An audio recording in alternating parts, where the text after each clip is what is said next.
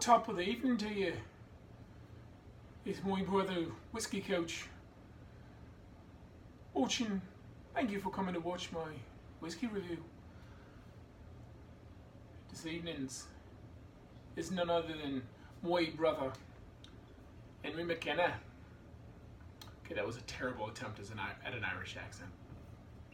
Tonight's review, Henry McKenna, single barrel, 10-year-old, bottled and bond, bourbon.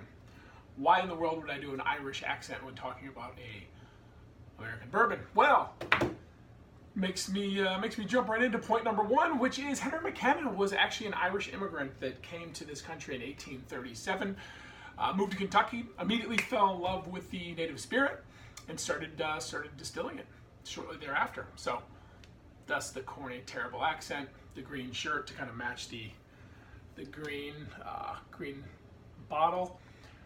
Love this bottle, by the way. Lot going on, right?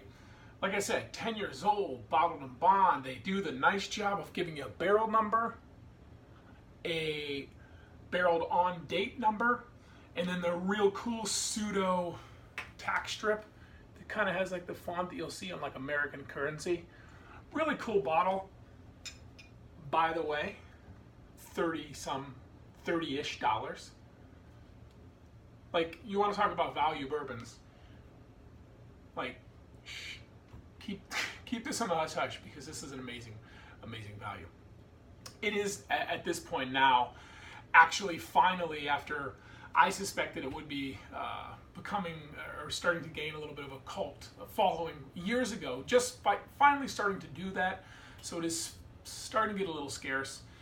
Luckily, again, like I do sometimes, I got, shall we say, a couple dozen bunkered away, so I should be good for some time. But let's jump right into the juice. I mentioned some of the stats on this. 10-year-old bottled and bond. It's a Heaven Hill product, by the way. 75% corn, 13% rye, 12% malted barley. So nice rounded, balanced mash bill there. The fact that it still has the age statement. This, for quite some time, I should say, was the oldest bottled and bond bourbon. Now in the last handful of years, there's been a handful of them that have exceeded that and taken it over. But yeah, I mean, they had that claim for quite some time. But it's interesting. It comes from Heaven Hill, the same place that Elijah Craig comes from, who kind of infamously dropped their age statement from their standard 12-year-old to just a small batch, is what they're calling it now. It's still an 8 to 12-year blend, but they don't have an age statement. And this, to this point, still remains. So pretty interesting, I thought. Amazing value on this one. So let's jump right into it, shall we? I can't believe this is one that I haven't reviewed either. I am opening this bottle fresh, but I've been through, I don't know, 3 or 4 of these bottles over my drinking life.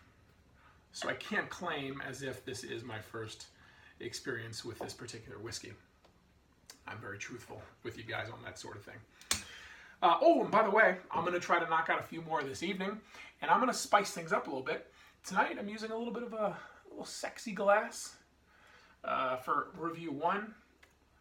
Review 2, I'm going to go with, it's kind of like a Copita, but they call it a classic 6 3/4 ounce brandy.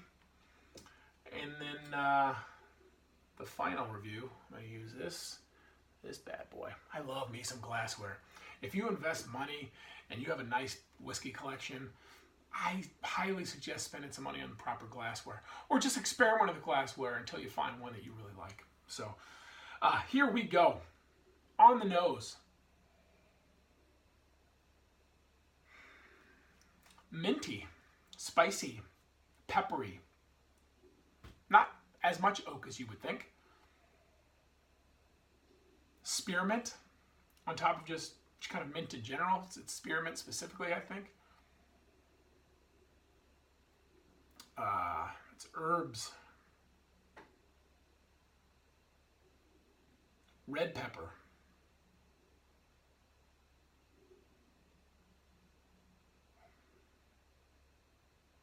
Honey. muted, but honey is there. All right, with no further ado,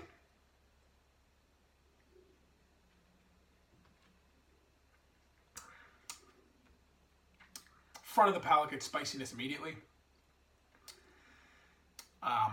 Tip of the tongue kind of thing. Gets the spice, gets the tingles. Finish is short, surprisingly short.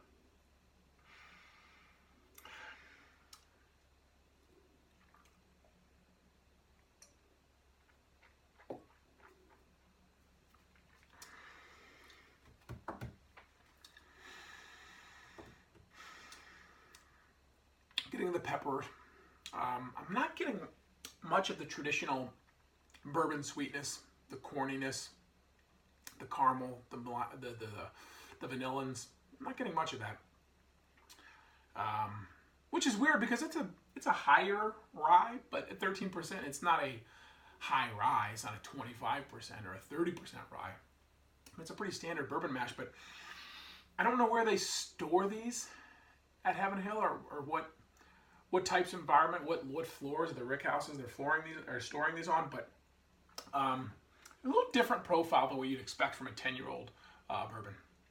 I will give this one a